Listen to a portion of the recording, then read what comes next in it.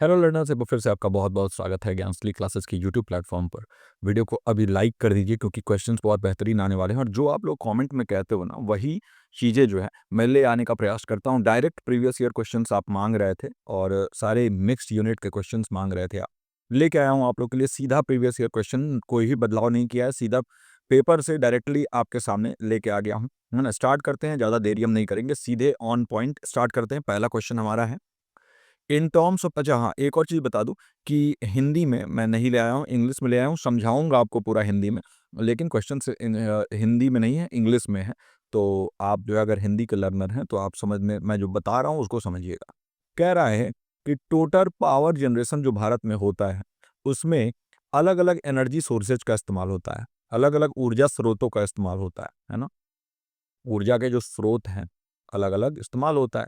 भाई कुछ जो है होता है जो कि रिन्यूएबल एनर्जी से होता है, कुछ जो है वो आपका नॉन रिन्यूएबल होता है। उसमें भी पहला कह रहा है थर्मल पावर प्लांट, जिसे टीपीपी कह रहा है। थर्मल पावर प्लांट में कोयला वगैरह से चलने वाला पावर प्लांट आ जाता है, जो विशेषकर कोयला आधारित थर्मल पावर प्लांट भारत में सबसे अधिक जो। इसके बाद लार्ज हाइड्रो पावर प्रोजेक्ट्स जो है, एलएचपी जिसे कह रहा है, लार्ज हाइड्रो पावर प्रोजेक्ट। इसके बाद आता है न्यूक्लियर एनर्जी और रीन्यूएबल एनर्जी में आपका सोलर, विंड, जो भी आता है आपका hydro, solar energy, wind energy, आपका जियो थर्मल एनर्जी, ये सभी आ जाता है।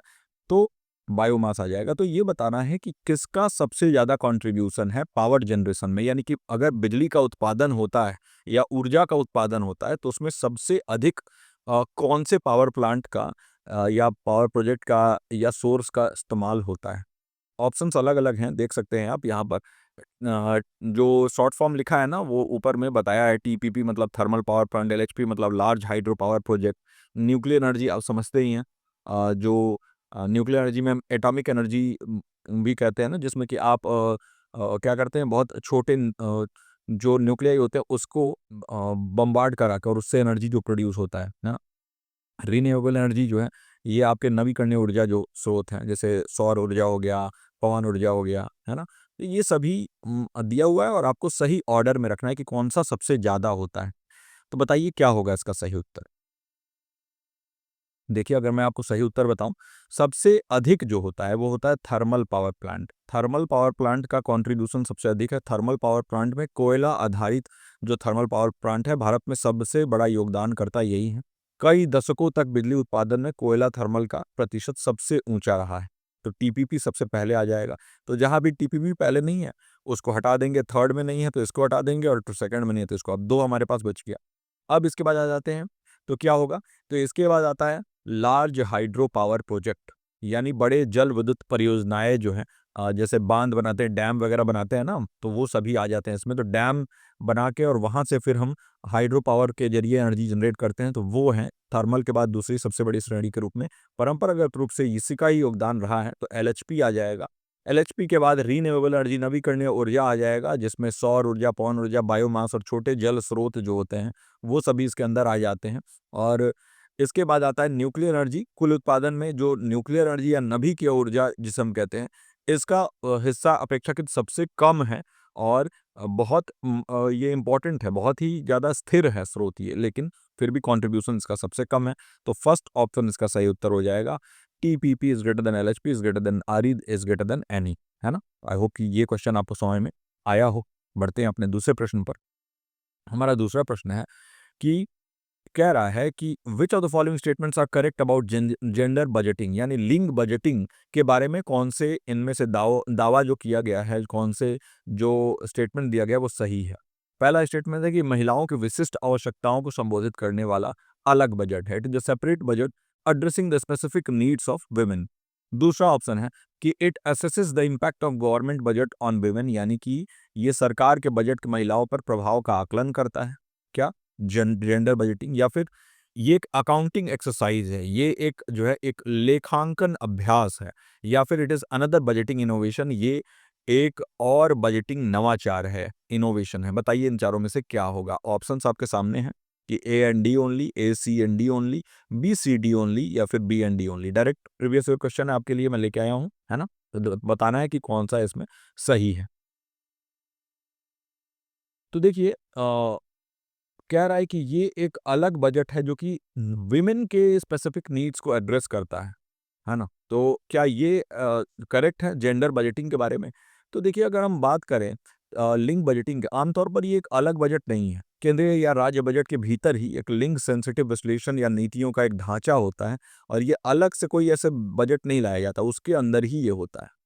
अच्छा, दूसरा हमारा जो दावा है, तो पहला तो गलत हो गया। दूसरा जो दावा है कि it assesses the impact of government budget on women. तो देखिए, लिंग बजटिंग का मुख्य उद्देश्य यही है कि मौजूदा बजट या जो भी नीति, जो भी हम हमारे रूल्स बन रहे हैं, इसमें जो भी हम खर्च कर रहे हैं, वो महिलाओं पर या दूसरे लिंग समूहों पर कैसे प्रभाव डालती है। यानी बजट का लिंग अनुपात या प्रभाव आकलन करना इसका एक काम है, तो इसलिए बी तो होगा ही होगा। सी कह रहा है कि ये एक अकाउंटिंग एक्सरसाइज है, तो ये जो है असत्य है या अल्प सत्य, हम इसे आधा सत्य कह सकते हैं। देखिए, सिर्फ लेखांकन नहीं है, ये नीति विश्लेषण भी है ना? तो नीति विश्लेषण यानी कि कैसे हम जो बजट बना रहे हैं, उसको कैसे हम सेपरेटली डिवाइड कर रहे हैं, कहाँ-कहाँ वो जा रहा है, वुमेन के लिए कितना है, मेन के लिए कितना है। तो प्रोग्राम डिज़ाइन परिणामों के विश्लेषण का एक व्यापक अभ्यास होता है, सिर्फ अकाउंटिंग एक्सरसाइज नहीं होता। और ये है कि it is another budgeting innovation, ये बजटिंग का एक नवाचार है, तो इसे एक नवाचार या नीतिगत उपाय के रूप में देखा जा सकता है। क्यों? क्योंकि ये पारंपरिक बजटिंग प्रक्रियाओं में लिंग परिप्रेक्ष्य को जोड़ता है। पारंपरिक जो बजट बनता था, उसमें लिंग से मतलब लिंग भेद करके कुछ बताया नहीं जाता था, लेकिन आज हमने देखा कि नीड ऑफ द आवर है, ज़रूरी है, क्योंकि कहीं न कहीं जो महिलाएँ हैं या तीसरा जो जेंडर है हमारा, वो कहीं न कहीं जो पुरुष हैं, उनसे पीछे रह जाता है। तो उनके लिए कुछ स्पेसिफ़िक चीज़ें हमें ज़रूरी है कि उनके लिए अलॉट किया जाए और इसके लिए ये बजटिंग इनोवेशन एक नवाचार किया जा रहा है, तो ये डी भी होगा। तो बी और डी जहाँ भी होगा वो सही उत्तर हो जाएगा और 4th में हमें दिख रहा है, तो 4th ऑप्शन इसका सही उत्तर हो जाएगा। आई होप कि काफ़ी अच्छा लग रहा हो आपको ये सभी क्वेश्चन्स करते हुए। डायरेक्टली प्रीवियस ईयर क्वेश्चन है, तो आपको ज़रूर ये अच्छा लग रहा होगा। अब अगला हमारा प्रश्न है कि एक नया लैपटॉप जो हल्का है, a new laptop has been produced that weighs less, मतलब कम वजन का है, छोटा भी है और पावर भी कम यूज़ करता है प्रीवियस लैपटॉप मॉडल से। तो बताइए कि इनमें से कौन-सी टेक्नोलॉजी जो है, इसको अकॉम्प्लिश करने के लिए यूज़ किया गया होगा? पहला है कि रैंडम एक्सेस मेमोरी यानी रैम जिसे हम कहते हैं। रैम एक वोलेटाइल मेमोरी होता है, तो बताइए कि फास्टर रैम, दूसरा है ब्लू रे ड्राइव, तीसरा है सॉलिड स्टेट हार्ड ड्राइव या फिर चौथा यूनिवर्सल सीरियल बस माउस, यूएसबी माउस। बताइए इनमें से कौन-सा जो है इस्तेमाल करेंगे तो हमारा लैपटॉप कम वज़न का होगा, छोटा हो जाएगा और कम पावर लेगा पुराने मॉडल से? बताइए। तो देखिए अभी रैम का तो साइज़ चाहे रैम फ़ास्ट हो चाहे स्लो हो, साइज़ तो छोटा ही रहता है, इतना कोई बड़ा नहीं रहता है। लेकिन पहले क्या होता था ना कि पहले लैपटॉप वगैरह में एक ड्राइव हुआ करता था और ये ड्राइव घूमता रहता था, बहुत शोर भी करता था और स्पेस भी ज़्यादा लेता था, है ना? लेकिन सॉलिड स्टेट हार्ड ड्राइव आने की वजह से जिसे हम एसएसडी भी कहते हैं, एक तो ये जो मेमोरी होता है परमानेंट मेमोरी, वही है एसएसडी। और ये जो है एक तो ये कम स्पेस में ज़्यादा मेमोरी प्रोवाइड कर देता है, फास्ट होता है ये और स्पेस बहुत कम लेता है। स्पेस कम लेगा तो वज़न भी कम होगा और हल्का भी होगा, छोटा भी होगा लैपटॉप, तो इस वजह से थर्ड ऑप्शन सही हो जाएगा कि जो पारंपरिक हार्ड डिस्क डिवाइसेज़ होती हैं उनकी तुलना में जो सॉलिड स्टेट ड्राइव होता है ये बहुत हल्का होता है और छोटा और कम ऊर्जा खपत करने वाला होता है। ये ऊर्जा कम खपत करने वाला होता है क्योंकि इसमें स्पिनिंग प्लेट्स नहीं है। जो स्पिनिंग प्लैटर होता था, घूमता था, तो उसमें एनर्जी भी ज़्यादा कंज़्यूम होता था। तो एसएसडी की वजह से लैपटॉप का आकार घटाया जा सका है और भार भी कम हुआ है, बैटरी भी ज़्यादा बेहतर चलता है अब लैपटॉप्स का। तो थर्ड ऑप्शन जो है इसका सही उत्तर हो जाएगा। बढ़ते अपने हम अगले प्रश्न पर। अगला प्रश्न कह रहा है कि लीडर ऑफ द ऑपोजिशन यानी लोक विपक्ष के नेता, लीडर ऑफ द ऑपोजिशन जो है, वो सदस्य होते हैं किन समितियों की जो चुनते हैं? बताइए कि leader of the opposition is a member of committee which select. बताइए। पहला है सेंट्रल इंफॉर्मेशन कमिश्नर, दूसरा है सेंट्रल विजिलेंस कमिश्नर, तीसरा है chairperson of national human rights commission और चौथा है chairperson of national commission for women, NCW. बताइए। ये होता है एनएचआरसी, ये होता है सीवीसी और ये होता है सीआईसी।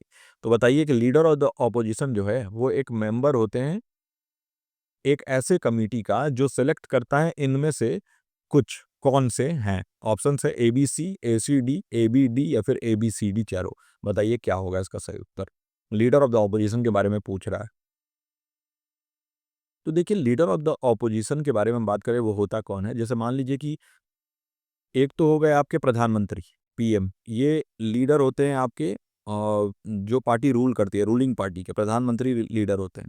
और लीडर ऑफ द ऑपोजिशन जो है, वो सामने वाला पार्टी जो सबसे अधिक नंबर शो करता है कि हमारे पास सबसे ज़्यादा नंबर हैं, उनका एक लीडर अपॉइंट किया जाता है जो कि उनके मुद्दों को सामने रखेगा, तो वो होता है लीडर ऑफ द ऑपोजिशन।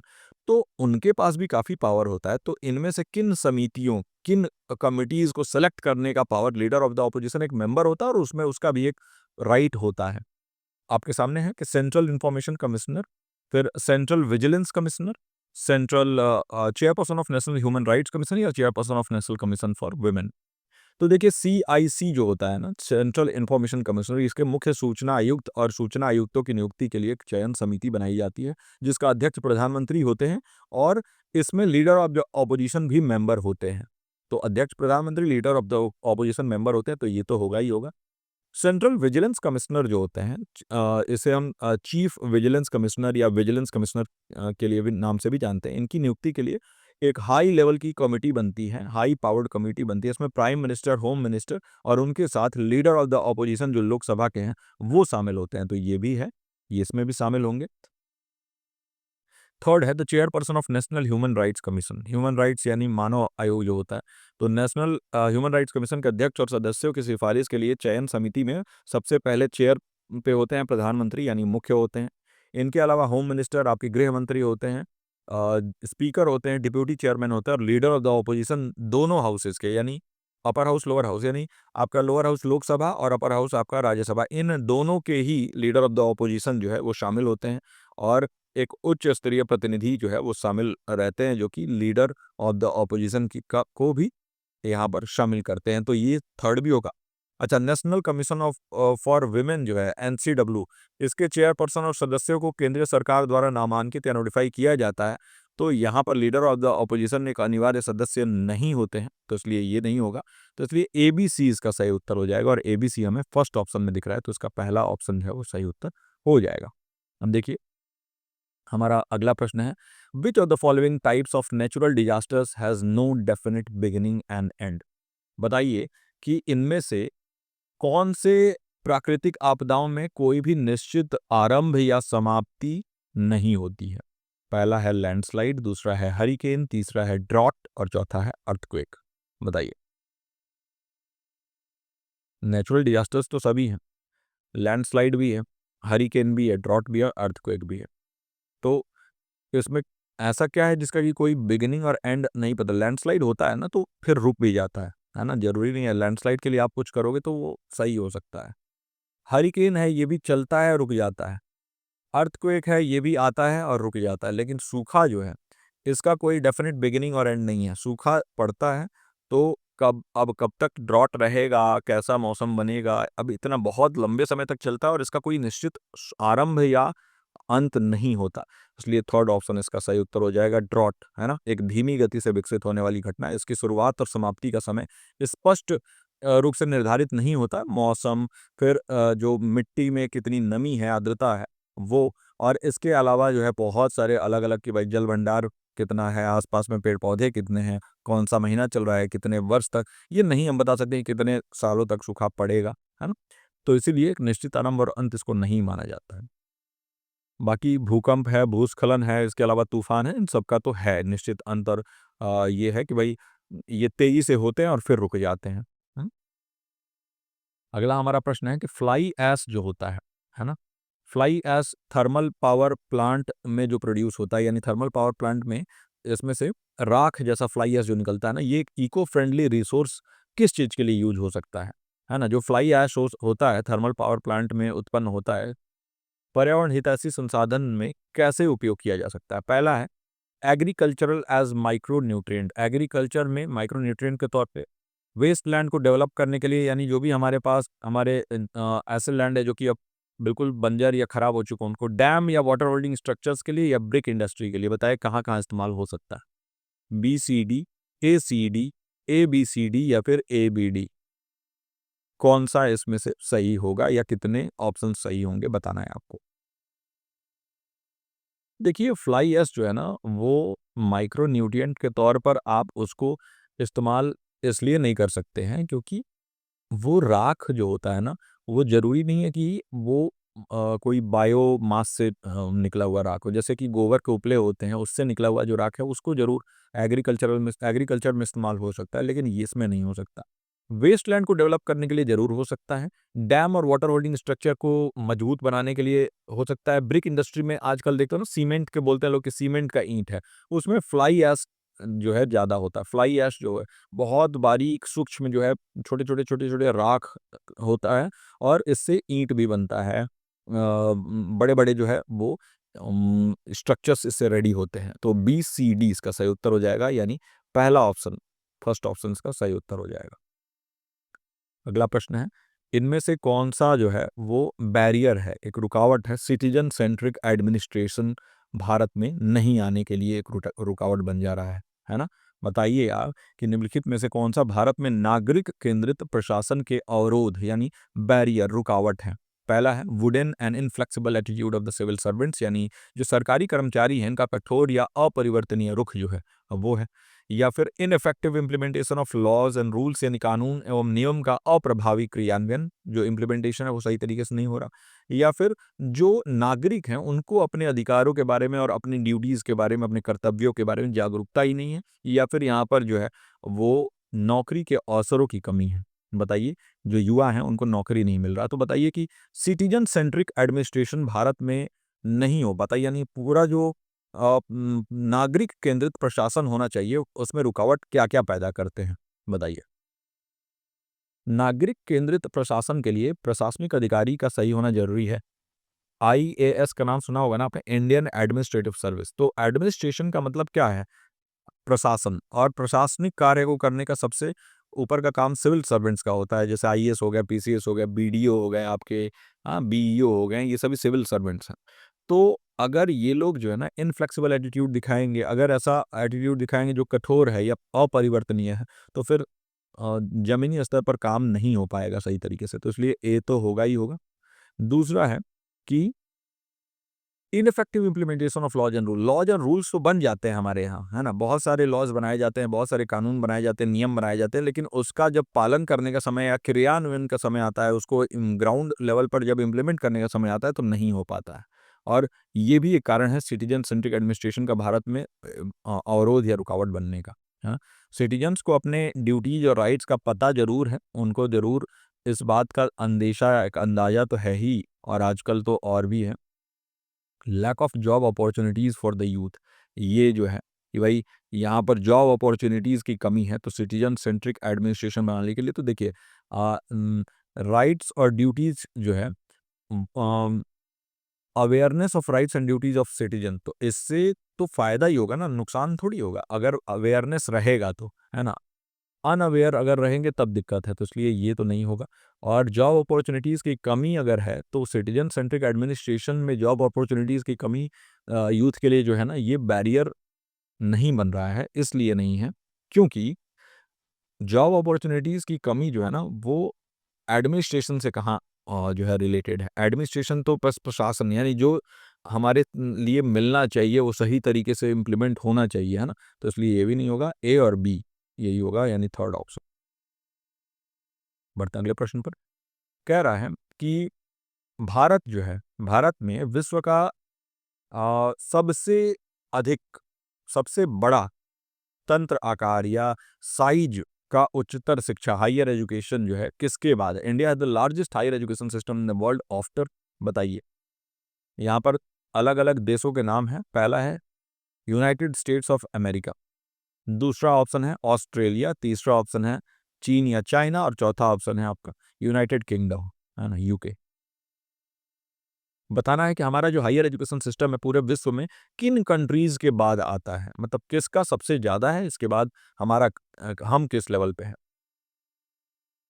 तो देखिए, आ, दुनिया में चाइना और यूनाइटेड स्टेट्स ऐसे दो प्रमुख व्यवस्थाएं हैं, ऐसे दो प्रमुख जो है वो आपके कंट्रीज हैं जिनमें उच्च शिक्षा के छात्रों के संस्थानों की जो संख्या है वो बहुत अधिक है और क्वालिटी वाइज बहुत हाई है वो, है ना? तो US और चाइना तो जो है वो, लेकिन ये क्वालिटी की बात नहीं कर रहा, लार्जेस्ट की बात कर रहा है, तो USA जो है वो है और चाइना है ना? तो USA और चाइना, A और C। और इसके बाद इंडिया का नंबर आता है और फिर ये यूके, ऑस्ट्रेलिया, ये सब आता है। ए और सी इसका सही उत्तर हो जाएगा, यानी third option is the correct answer, है ना। इसलिए उन देशों में जो भारत से बड़े हैं प्रभुतः यूएसए और चाइना ही ऐसे देश हैं। और इसके बाद आ जाता है हम कि कंप्यूटर मेमोरी से रिलेटेड एक प्रश्न है। कंप्यूटर मेमोरी से रिलेटेड एक प्रश्न है, इसमें कह रहा है कि इनमें से कौन से कथन जो है वो सत्य हैं। Which of the following statements are true regarding computer memory. पहला है कि रीड ओनली मेमोरी जो होता है ना, वो एक वॉलेटाइल मेमोरी होता है, कह रहा है रोम। तो रीड ओनली मेमोरी, आपको मालूम है कि रैम जो है वो वॉलेटाइल होता है, और रीड ओनली मेमोरी जो होता है इसको हम रोम या रीड ओनली मेमोरी कहते हैं। ये परमानेंट मेमोरी होता है, इसमें आप अपने फोटोज, वीडियोस या फाइल्स स्टोर करते हैं। परमानेंट नेचर का होता है ये, है ना। पावर भी कट हो जाएगा फिर भी इसमें चीजें स्टोर रहती हैं। दूसरा है कि रैंडम एक्सेस मेमोरी या रैम जो है ये वॉलेटाइल मेमोरी है। ये बिल्कुल सही है, वॉलेटाइल होता है ये। जब तक आपका सिस्टम ऑन है तब तक इसमें चीज़ें रहती हैं, और जैसे सिस्टम ऑफ होगा तो इसमें से चीज़ें वाइप आउट हो जाती हैं। आपके सिस्टम को स्मूथ चलाने में बहुत मदद करता है रैम। और रैम में सबसे लेटेस्ट अगर आपसे पूछ दे कि रैम कौन सा चल रहा है, तो आप आज स्टोरेज का टाइप भी पूछ सकता है, तो यूएफएस जो है, स्टोरेज टाइप यूएफएस में 3.1 और 4 ये सभी आ रहे हैं। और रैम जो है इसमें DDR5X तक आ गया है। DDR5X, DDR6 अब आने वाला है। तो ये रैम का टाइप होता है। वॉलेटाइल मेमोरी होता है, बिल्कुल सही है। सेकेंडरी मेमोरी जो है वो वॉलेटाइल होता है। प्राइमरी मेमोरी वॉलेटाइल मेमोरी नहीं होता, नहीं, सेकेंडरी मेमोरी वॉलेटाइल होता है। क्या ये सही है क्या? तो ऐसा नहीं है। सेकेंडरी मेमोरी जो है ना वो परमानेंट मेमोरी को हम कहते हैं, और प्राइमरी मेमोरी वॉलेटाइल मेमोरी होता है, यानी रैम। तो आप याद रखिएगा, रैम हो गया, कैश हो गया, रजिस्टर हो गया, ये सभी जो है आपके वॉलेटाइल मेमोरी होते हैं। और वॉलेटाइल मेमोरी को ही हम प्राइमरी भी कहते हैं। प्रमुख मेमोरी प्राइमरी मेमोरी होता है। सीपीयू से सबसे तेजी से जहाँ कम्युनिकेशन होता है वो इसी का होता है। और सेकेंडरी मेमोरी में आपके आ जाएगा आरओएम हो जाएगा, रोम जो रीड ओनली मेमोरी है, इसमें आपके पेन ड्राइव, डिस्क वगैरह, hard disk, HDD, SD, solid state drive, SSD, ये सभी आ जाते हैं आपके। तो ये आपका नॉन वोलेटाइल नेचर का होता है, यानी ये इसमें से चीज़ें जो है ना अपने आप डिलीट नहीं होती हैं। तो इसलिए सिर्फ और सिर्फ क्यू ही स्टेटमेंट सही है, बाकी स्टेटमेंट गलत है। पी भी गलत है, आर भी गलत है, तो क्यू सही है। तो फर्स्ट ऑप्शन इसका सही उत्तर हो जाएगा। और अब हमारा जो है ये प्रश्न शायद आज का आखिरी प्रश्न ही है। हाँ, आखिरी ही है। तो पूछ रहा है कि बताइए इनमें से कौन सा, which are the following statement, कौन से कथन जो है आईसीटी जो टर्म है ना, रिगार्डिंग द टर्म आईसीटी, ये ट्रू है। यानी इंफॉर्मेशन एंड कम्युनिकेशन टेक्नोलॉजी जो है उसके लिए पूछ रहा है कि इनमें से कौन सा ट्रू है। अच्छा, लिखा नहीं इंफॉर्मेशन एंड कम्युनिकेशन टेक्नोलॉजी, है ना, सिर्फ टर्म लिख दिया है। तो कह रहा है पहला कि ICT is an acronym that stands for Indian classical technology. ये तो वैसे ही गलत हो गया। मैंने आपको बताया था ना, information and communication communication technology इसका फुल फॉर्म होता है आईसीटी का। तो ये एक्रोनिम है आईसीटी का, तो इसलिए पी तो होगा ही नहीं। और क्यों कह रहा है converging technologies that exemplify ICT include the merging of audio visual telephone and computer networks through a common cabling system. यानी कह रहा है कि आईसीटी में विविध संचार तथा सूचना प्रौद्योगिकियों जैसे audio visual, telephone, computer network आदि का संयोजन और अभिसरण, यानी कन्वर्जेंस तथा संयुक्त केबलिंग नेटवर्किंग इत्यादि एक प्रमुख उदाहरण है। बिल्कुल सही। तो क्यू जो है सही है, पी गलत है ना। तो इसलिए ये नहीं होगा और क्यू हो जाएगा। इसमें कह रहा है कि भाई क्यू जो है इसमें audio visual, of course ICT में आप जानते ही हैं कि ऑडियो विजुअल आ जाता है। आप जो मेरा ये वीडियो देख रहे हैं ये भी आईसीटी के माध्यम से देख रहे हैं, है ना। इसमें आप फ़ोन भी कर सकते हैं, कंप्यूटर नेटवर्क्स का इस्तेमाल भी कर सकते हैं, कॉमन केबलिंग सिस्टम के जरिए केबल, कॉमन केबल का यूज़ करके भी आप कर सकते हैं। तो ये जो है कहीं ना कहीं सही है और पहला गलत है। तो इसलिए Q only is the correct option, और इसीलिए ऐसा है। तो ये सभी आपके डायरेक्ट प्रीवियस ईयर क्वेश्चंस आप लोगों के लिए, जैसा आप लोग डिमांड किया था आप लोगों ने कि सर डायरेक्ट आप प्रीवियस ईयर क्वेश्चन सॉल्व कराइए, तो ऐसे क्वेश्चंस आपके एग्जामिनेशन में देखने को मिलते हैं। तो ये क्वेश्चंस मैं आप लोगों के लिए लेके आया था। और भी क्वेश्चंस डायरेक्ट पीवाईक्यूज के लेके आऊँगा। अगर आपको पसंद आया ये लेक्चर तो काइंडली वीडियो को लाइक कर दीजिए, और हमारे साथ ऐसे ही बने रहिए, हमारा साथ देते रहिए। ज़्यादा से ज़्यादा वीडियो को लाइक करिए, शेयर करिए अपने दोस्तों के साथ। और देखिए हमारे बैचेस जो हैं उनमें एडमिशन चालू हो चुका है। 9015958713 ये हमारा नंबर है।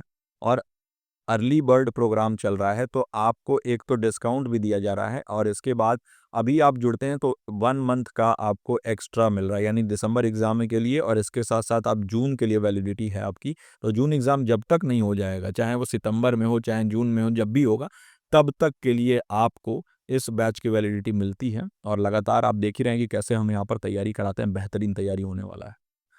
तो जो भी आपका सुझाव हो नीचे कमेंट सेक्शन में छोड़ दीजिए। वीडियो अच्छा लगा तो काइंडली लाइक करिए, चैनल को सब्सक्राइब करिए, अपने दोस्तों के साथ शेयर करिए। मैं मिलता हूँ आपसे अगले वीडियो के साथ। टिल देन आप अपना और अपनों का ख्याल रखिए। नमस्कार।